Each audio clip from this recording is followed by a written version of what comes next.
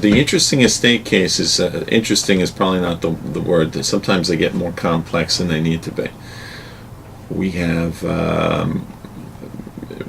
very often what's becoming popular now are revocable living trusts, and we'll advise certain of our clients to use a revocable living trust in lieu of a will. It is essentially a pass-through, so it's as if you haven't relinquished control when you create a revocable living trust. You put all of your assets into the trust. You are the co-trustee. It's not an estate tax mitigation tool. It's not used in that sense. It's used to in lieu of a will to avoid probate.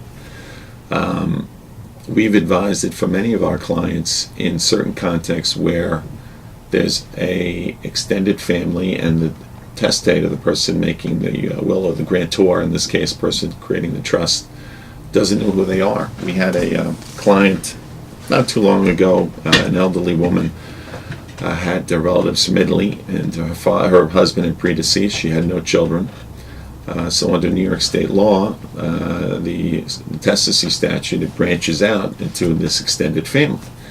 And while you can make a will and direct that your estate be given to charity or the person next door or whomever, the will not pass through probate until that extended family or the heirs at law, as defined under New York state law, are notified. So the problem with this particular client was not only did she not know where they were, or what, in many cases she didn't know who they were. She had cousins in Italy.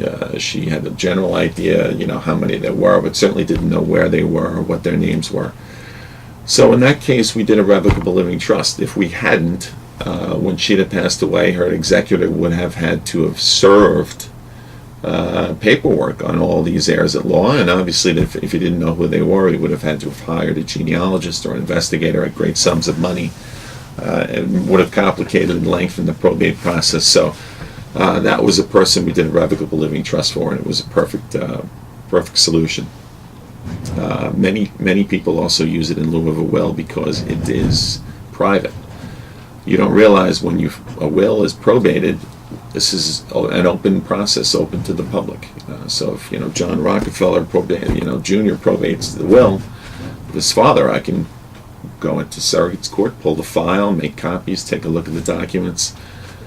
So in that sense, some people use it to avoid probate for privacy concerns, and it also is a tool that can be used if you feel a challenge to a will might occur. If there's a large estate, there's an estranged family member, there's a number of things you can do. You can create a will and put a no contest clause in. Very often we'll do that, and terrorem clause it's called.